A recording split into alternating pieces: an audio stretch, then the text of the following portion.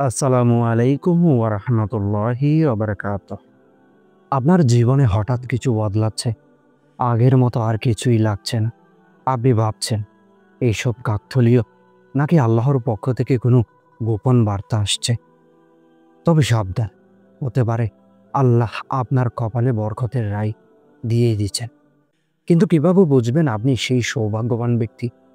তো আজকের এই ভিডিওর প্রতিটি সেকেন্ডেই লুকিয়ে আছে সেই রহস্যের চাবিকাঠি।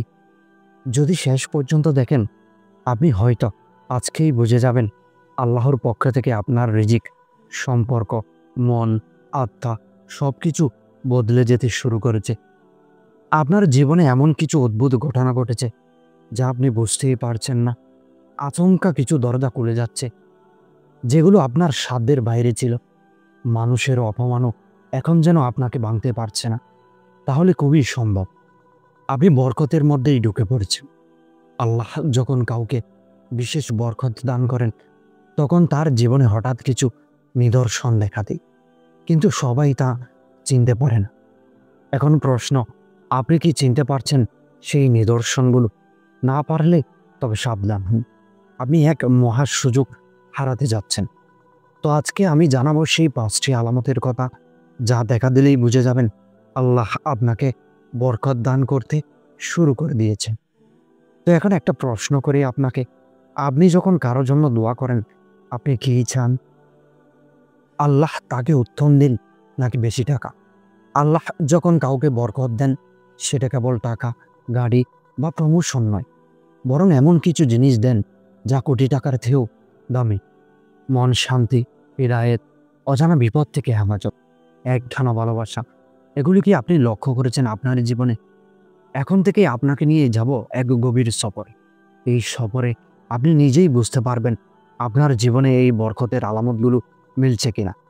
প্রতিটি আলামত শোনার পর নিজেকে প্রশ্ন করুন, এটাই কি আমার সাথেও ঘটেছে? তো চলুন শুরু করি আল্লাহর বরকতের প্রথম গোপন আলামত দিয়ে। প্রথম আলামত, আপনার অন্তর হঠাৎ করে সোজা পথে হাঁটতে চায়। আগে গুনাহে ভয় লাগতো না, কিন্তু এখন অজানা এক কষ্ট হয়। গান বাজনায় মন বসে না, সালাতে কান্না আসে। এটি ঈমানের জাগরণ নয়, এটা বরকতের শুরু। রাসূল করিম সাল্লাল্লাহু আলাইহি ওয়াসাল্লাম বলেছেন, যার অন্তর ভালো কাজের প্রতি আগ্রহী হয়, সে আল্লাহর রহমতের নিচে এসেছে। ভয়ের জায়গা, এই অনুভূতি হারিয়ে গেলে বুঝে নিন আপনি বরকত হারিয়ে ফেলেছেন। তাই যখন ঈমান জেগে উঠে, গাফেল হবেন না। আপনি টেনশন অনুভব করছেন, কিন্তু অন্যদের মতো হতাশায় ডুবেই যাচ্ছেন না। আপনি নিজের অজান্তেই নামাজে মনোযোগ দিতে শুরু করেছেন। কোরআন শুনলেই অজানা এক প্রশান্তি অনুভব করেন। কোরআনুল কারিমে আল্লাহ তাআলা বলেন, নিশ্চয়ই আল্লাহর স্মরণে অন্তরসমূহ প্রশান্ত হয়। আপনার জীবনের সবচেয়ে ব্যস্ত দিনেও যদি হঠাৎ কানে আজানের ধ্বনি ভালো লাগে, তাহলে বুঝে নিন কারা আপনার আত্মার নখ করছে। দ্বিতীয় আলামত, রিজিক অল্প হলেও তাতে অশান্তি নেই, বরং শান্তি বাড়ে। আগে টাকা বেশি থাকলেও টানাটানি ছিল, এখন আয় অল্প কিন্তু ঘরে শান্তি, খাবারে পরিতৃপ্তি। এটা বারাকা, যা টাকা দিয়েও মাপা যায় না। অনেকেই বলে, ভাই আয় বাড়াতে হবে, কিন্তু আয় বাড়লে কি বরকত বাড়ে? না, বরকত আসে আল্লাহর পক্ষ থেকে, যখন তিনি তাতে খুশি থাকেন। আল্লাহ যদি অল্প দিয়েও তৃপ্তি দেন, বুঝে নিন বরকতের দরজা খুলে গেছে। চাকরি চলে গিয়েছিল, এখন নতুন সুযোগ এসে গেল। হারিয়ে যাওয়ার সম্পর্ক হঠাৎ নিজে থেকেই ঠিক হয়ে গেল। ধার শোধ করতে পারছিলেন না, হঠাৎ টাকা চলে এলো এমন উৎস থেকে, যা আপনি ভাবতেও পারেননি। আল্লাহ তাআলা বলেন, যে আল্লাহকে ভয় করে তিনি তার জন্য বের হওয়ার পথ তৈরি করে দেন এবং অচিন্তনীয় উৎস থেকে তার রিজিক দেন। তৃতীয় আলামত, আপনার দোয়া দ্রুত কবুল হতে শুরু করে।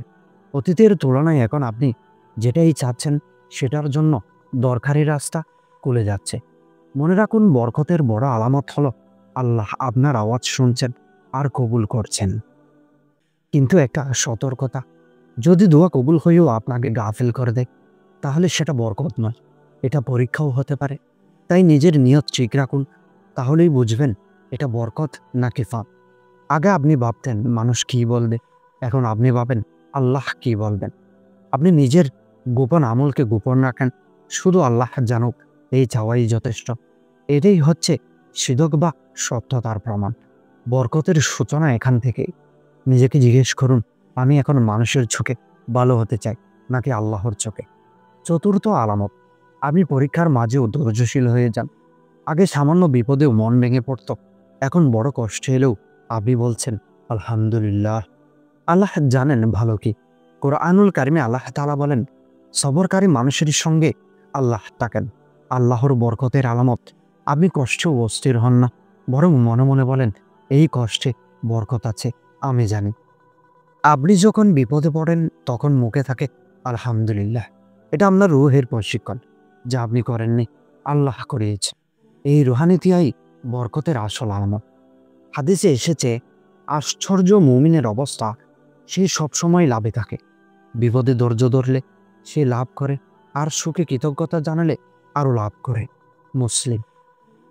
এই অবস্থা থাকা মানে আপনি আল্লাহর বিশেষ প্রিয় তালিকায় ঢুকে পড়েছেন। পঞ্চম আলামত, আপনার জীবনে ভালো মানুষ বারবার আসছে। পেছনের জীবন ছিল গুনাহে বড়, বন্ধু ছিল বিপদগামী, কিন্তু এখন এমন বন্ধু আসছে যারা আপনাকে বলছে চলো মসজিদে যাই, চলো আল্লাহর দিকে ফিরে যাই। এটি আল্লাহর বড় রহমত, কারণ ভালো বন্ধু হলো জান্নাতের দিকে টানার বাহন। আপনি যদি দেখেন বারবার ভালো মানুষেরা আপনার সান্নিধ্যে আসছে, জেনে নিন আল্লাহ আপনাকে তার বরকতের আড়ালে নিয়ে এসেছেন। আপনি যা চাচ্ছেন অল্প সময়ে তার বাস্তবায়ন দেখতে পাচ্ছেন। আপনি আগে যা চেয়ে ভুলে গিয়েছেন, এখন সেটাই আপনার সামনে এসে দাঁড়াচ্ছে। পবিত্র কোরআনে আল্লাহ তাআলা বলেন, আমার বান্দারা যখন তোমার কাছে আমার ব্যাপারে জিজ্ঞেস করে তখন বলো আমি তো কাছে আছি। আমি প্রার্থনাকারীর দোয়া কবুল করি। যখন সে আমাকে ডাকে মনে হচ্ছে যেন দোয়া করা মাত্রই ডেলিভারি বয় এসে দরজায় ডাকছে, তাই না? এই আলামতগুলো যাদের জীবনে মেলে তারা ভুলেও তা হালকাভাবে নেবেন, কারণ এটা আল্লাহর পক্ষ থেকে এক গোপন আমন্ত্রণ। এখন একবার থেমে যান, চোখ বন্ধ কর। ৫টি আলামতের মধ্যে কয়টি এখন আপনার জীবনে দেখা দিয়েছে? অন্তরের ঈমান জাগরণ, রিজিকের শান্তি, দোয়া কবুল, ধৈর্য পরীক্ষা, ভালো মানুষের আগমন। যদি এর মধ্যে ৩টি বা তার বেশিও মিলে যায় তাহলে বুঝে নিন আপনি আল্লাহর বিশেষ দয়ার নিচে আছেন। এই বরকত হারিয়ে না যায় তার জন্য আপনাকে এখনই কাজ শুরু করতে হবে। গুনাহ ত্যাগ করুন, ফরজ ইবাদতের উপর দৃঢ় হন, কৃতজ্ঞতার দরজা খুলে দিন, কারণ কৃতজ্ঞতা বাড়ায় বরকত। কিন্তু একটি প্রশ্ন আপনার হৃদয়ে থাকতেই পারে, এই বরকত সব সময়ই থাকবে তো, নাকি কোনো বিশেষ গুনাহ করলে এই বরকত হঠাৎ হারিয়ে যাবে? এই প্রশ্নের উত্তরেই আমি ইনশাল্লাহ পরবর্তী ভিডিওটিতে দেব। যেসব কাজ বরকতের দরজা বন্ধ করে দেয় অজান্তে। তো ভিডিওটি মিস করবেন না এবং কমেন্টে লিখুন আপনার জীবনে এই 5টি আলামতের কোনটি সবচেয়ে বেশি মেলেছে। আল্লাহ আপনাকে হেফাজত রাখুক, বরকতের আড়ালে রাখুক, আর তার পথে দৃঢ় রাখুন। আমিন।